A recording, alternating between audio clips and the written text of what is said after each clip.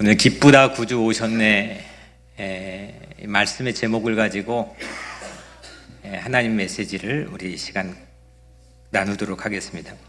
복음서에 보면, 사복음서에 보면 예수님의 표정이 많이 언급이 직접적으로 되어 있지 않습니다. 예수님이 호탕하게 웃었더라, 울었던 장면이 한 장면이 있긴 하지만 예수님께서 자기의 직접적인 표정을 많이 언급하진 않습니다. 우리 수님이가 표정을 지금 보여주고 괜찮아요. 소리가 아주 좋습니다. 이게 한국까지 방송이 나가는 소리인데 아주 좋습니다. 그게 예수님의 직접적인 표정이 복음서에 많이 우리에게 공개되고 있지는 않지만 복음서의 표정은 기쁨입니다. 왜냐하면 이 복음서를 믿고 따르는 크리스찬들의 인상, 표정, 이거는 밝고 환하고 기쁘고 어떤 역경에서도 기쁨을 보여주는 증언들의 삶이 가득 차 있기 때문입니다. 그래서 기독교의 영성은 환희, 기쁨, 잔치 이런 것들입니다. 아기 예수를 경배하러 가는 동방박사들, 오늘 우리 그 본문을 함께 읽었는데 큰 기쁨을 보여주죠. 10절에 그들이 별을 보고 매우 크게 기뻐하더라. 그래서 크리스마스는 기쁨입니다. 그래서 우리는 이렇게 인사합니다. 메리 크리스마스. 메리는 즐거운 것, 기쁜 것, 이런 뜻이죠. 그런데 물어야 할 것이 한 가지가 있습니다. 기쁨의 이유가 뭡니까? 성탄이 왜 우리에게 기쁜 겁니까? 정말 우리는 무엇 때문에 성탄이 기쁜 겁니까? 조금 더 나가보자면 성탄이 정말 기쁩니까? 왜냐하면 여러 가지 이 본문이 우리에게 보도하고 있는 내용들을 반추해서 볼 때는 이런 질문들을 할 수밖에 없기 때문입니다. 아기 예수는 여관조차도 없어가지고 마국간의 구유에서 태어났습니다. 그러니까 말 밥통에 태어났습니다. 만약 저희 집에 네 아들이 있는데 그 중에 막내인 쌍둥이가 태어나자마자 말 밥통에 누워졌다고 생각해 보십시오. 그러면 이런 기구한 운명이 어디 있습니까? 이게 과연 기쁨의 이유가 되느냐? 또 예수님께서는 태어나자마자 누군가의 질투를 받았습니다. 그리고 살해 위협을 받고 도피를 합니다. 그로 인해서 이 아기 예수님의 출산을 통해서 비슷한 연령의 아기들이 전부 다 살해를 당합니다. 이것이 기쁨의 이유가 됩니까? 아기 예수 출산에 방문한 팀이 성경에 보면은 두 팀이 나옵니다. 동방박사와 목자들입니다. 우리 교회 안에서 정말 친지 없는 이민자 가정에서 새로운 아기가 출산해도 두 팀 이상은 찾아옵니다. 이것이 크리스마스가 메리라고 말할 수 있는 근거가 됩니까? 우리는 본문을 통해서 이 크리스마스, 메리 크리스마스 우리 얘기하는데 왜 우리는 메리 크리스마스입니까? 이런 아기 예수의 개인적 상황뿐만 아니라 당시의 시대적 상황은 정말 암울했습니다. 누가복음에 의하면 아구스토라는 로마 황제를 통해서 이스라엘 백성은 식민지 상태의 엄혹한 시절이었음을 우리에게 보여줍니다. 정말 크리스마스가 메리, 즐겁고 기쁩니까? 그런데 누구도 성탄의 기쁨을 부정하지는 않습니다. 물론 해피 크리스마스, 메리 크리스마스 인사하지 않고 고의로 해피 할로데이 인사하는 사람들도 있습니다. 하지만 sad 크리스마스, unhappy 크리스마스, terrible 크리스마스 이렇게 인사하는 사람은 보지 못했습니다. 해피 크리스마스, 메리 크리스마스 인사하든지 아니면 그냥 피합니다. 특히 크리스찬들에게 크리스마스는 메리, 해피 그런데 오늘 이 본문을 통해서 우리는 단도직입적인 질문을 받습니다. 왜 크리스마스가 메리, 기쁨이 되는 겁니까? 정말 그렇습니까? 어떻게 메리입니까? 왜 이 질문이 중요하냐면 우린 메리 크리스마스 인사하지만 실제 우리 각자의 삶에서는, 아니면 그 메리 크리스마스 인사하는 우리 그 순간의 내면에서는 정말 메리하지 않을 수도 있기 때문입니다. 우리 쿠바 선교팀이 여러분들이 보고했다시피 쿠바에서 한 주일 동안 사역하고 돌아왔습니다. 정말 최선을 다해 사역했습니다. 100일 전부터 준비를 했는데 저는 이번에는 특이하게도 한 번도 그 준비하는 모임이나 또 준비하는 과정에 일부러 개입하지 않았습니다. 정말 최선을 다해서 준비했고 최선을 다해 사역했습니다. IT에 우리가 수년 동안 사역을 했는데 IT는 그 외부적 환경은 쿠바보다는 한 10배, 20배는 열악합니다. 그런데 우리 선교팀이 머물렀던 선교센터가 있었기 때문에 그 선교의 아지트, 우리 선교팀의 아지트는 IT보다 쿠바가 2배, 3배는 훨씬 열악했습니다. 물줄기가 3줄, 2줄 나옵니다. 그리고 지렁이를 잡아도 끝이 없습니다. 이렇게 여러 가지 환경을 말하자면 이야기가 길어지니까. 그런데 팀원들 얼굴에는 기쁨이 가득했습니다. IT 선교에서는 통역사가 도와줬습니다. 전도를 하는데 도와줬습니다. 근데 이번에는 무작정 스페인어도 알지 못하는 우리 팀원들이 가정에 들어갔습니다. 그리고 복음을 전했습니다. 열악한 환경이었습니다. 안 되는 환경이었습니다. 벽에 부딪힐 수 있는 환경이었고 스트레스가 되는 환경입니다. 그런데 제가 한눈에 봐도 팀원들이 행복했습니다. 사역을 마치고 이제 토요일 날 수도 아바나로 이동했습니다. 오후에 저희 팀원들이 잠시 시내 투어를 했는데 그때 제가 몇에게 말했습니다. 사역을 하면서 맛본 기쁨 때문에 투어가 실제로 별로일 가능성이 많을 거예요 라고 몇에게 말해뒀습니다. 그만큼 우리에게는 사역을 하면서 주어지는 기쁨이 IT에서도 또 아니면 쿠바에서도 매우 컸습니다. 그리고 우리는 뉴욕으로 돌아왔습니다. 상당히 큰 갭을 느낍니다. 아까 우리 간증자가 말해줬던 것처럼 아주 빛과 어둠처럼 큰 차이를 우리에게 안겨줍니다. 여기서 우린 중요한 성과를 공유해야 됩니다.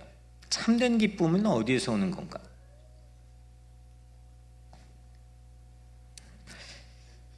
크리스마스가 메리인 까닭도 비슷합니다. 크리스마스는 한마디로 말하면 예수님께서 우리의 고통에 참여한 겁니다. 여러분들의 고난에 참여한 것이 크리스마스입니다. 고상한 말로 그거를 성육신, 인카네이션이라고 부릅니다. 하나님이 사람이 되었다는 겁니다. 하나님이 사람의 일에 참여하기 시작했다는 겁니다. 그리고 하나님이 사람의 고난과 고통에 참여하기 시작했다는 겁니다. 몰트만이라는 학자는 이렇게 말합니다. 우리의 고통에, 좀 어려운 말인데, 우리의 고통에 참여하신 예수의 고통에 참여함으로 우리는 기쁨에 참여할 수 있다. 이게 무슨 말이냐면 우리의 고통에 예수 그리스도가 참여했다는 겁니다. 그리고 우리의 고통에 참여한 예수의 고통에 내가 참여할 때에 우리는 참된 기쁨을 누릴 수 있게 됐다는 겁니다. 결국은 오늘 메시지의 핵심은 참여입니다. 참여. 누군가의 고난에 참여하는 것에서 기독교의 참된 기쁨이 있기 때문입니다. 누군가의 고통에 참여하는 것, 누군가의 불편함과 어려움에 참여하는 것. 이거 없이는, 이 고난에 참여하는 것 없이는 세상의 쾌락과 크리스마스의 메리, 크리스마스의 기쁨은 아무 차이가 없습니다. 상업적인 기쁨일 뿐이고 찰나적인 감정의 기쁨이 될 수도 있고 감각적이고 도리어 이기적이고 육적인 즐거움이 될 수도 있기 때문입니다. 쿠바 선교로부터 우리 교회가 받은 가장 큰 선물이 뭘까? 우리 가서 도와주고 온 게 아닙니다. 우리가 선물을 받았습니다. 하나님께 그 선물을 오늘 예배를 통해 공유하게 하신 가장 큰 선물이 뭐냐? 참여에서 오는 기쁨입니다. 성탄은 참여의 파워입니다. 하늘이 땅에 참여하는 것이 성탄이기 때문입니다. 하나님이 인간의 일에 참여하는 것이 크리스마스가 메리인 까닭입니다. 이 기쁨도 모르는데 어찌 참으로 나의 주인, 나의 구원자의 탄생으로 기쁨을 누릴 수 있겠습니까? 우리 교회가 수년 전에 굳이 성탄에 맞춰서 IT 선교에 가면 비행기 값이 더블로 올라갑니다. 불편합니다. 그럼에도 불구하고 성탄에 IT에 참여하고 그 즈음에 쿠바에 간 것은 바로 이 참여이기 때문입니다. 상대의 입장에 상대가 어렵고 곤란하고 불편하고 외롭고 슬퍼하는 그 삶의 자리에 참여하는 것, 이것이 성탄의 정신과 영성이기 때문입니다. 예수 그리스도는 우리는 그냥 상대가 불편하고 부족하고 결핍되어 있고 외롭고 슬프고 이런 자리에 참여하는 거에 불과하지만, 예수는 어떤 경계와 어떤 보도를 넘어갔냐면 죄의 고통의 자리에, 악의 고통의 자리에 참여하는 겁니다. 우리 내면의 실존적인 이 고통, 이 죄와 악의 고통의 자리에 예수님은 참여하기 시작한 것이 오늘 성탄의 본질입니다. 동방박사는 오늘 매우 크게 기뻐하고 기뻐했습니다. 동방박사의 삶의 자리였던 중동이란 자신의 문화, 날씨, 지역의 모든 걸 뛰어넘어 별이 가리키는 그 자리를 향해서 참여하였기 때문입니다. 기독교의 기쁨은 경계를 넘어 누군가의 삶의 자리에 참여하는 것에서 시작됩니다. 기독교의 상징은 십자가입니다. 십자가를 바라보며 사람들이 위로를 받고 기쁨을 얻습니다. 아니, 죽음을 바라보면서 사람들이 위로를 받고 기쁨을 얻습니다. 십자가에는 나의 고통에 참여하시는 예수님이 있기 때문입니다. 십자가를 바라보며 우리는 그 예수의 고통에 참여하는 새로운 나를 만날 수 있기 때문입니다. 십자가를 바라보며 누군가의 고통에 참여하는 거듭난 나를 만날 수 있기 때문입니다. 십자가를 바라보면서 그래서 우리는 영원한 기쁨을 얻습니다. 2000년 동안 이어져 왔던 이 설명할 수 없는 역설적인 기쁨이 십자가, 기독교가 우리에게 제공해주고 있는 영원한 기쁨입니다. 우리는 기쁘면 감각적이고 우리의 삶의 순간적이고 찰나적인 기쁨을 상업적으로 얻는 데 매우 익숙해 있습니다. 하지만 이 성탄은, 이 크리스마스는 우리에게 참다운 메리를 알려주고 맛보게 합니다. 그 기쁨은 고통을 잔치로 바꿉니다. 절망을 희망으로 바꿉니다. 예수님께서는 모든 걸 다 버리고 나의 삶에 참여해 주셨어요. 그 예수님을 따르는 것, 믿는 것, 바라보는 것, 의지하는 것, 이것이 바로 성탄의 의미입니다. 오늘 제가 마지막으로 시 한 편을 읽어드리고 오늘 말씀을 마치려고 합니다. 홍수희라고 하는 시인의 시입니다. 제목은 가난으로 나는.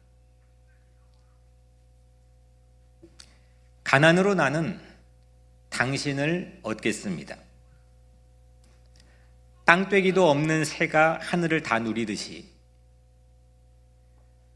볼품없는 민들레가 햇빛을 다 누리듯이,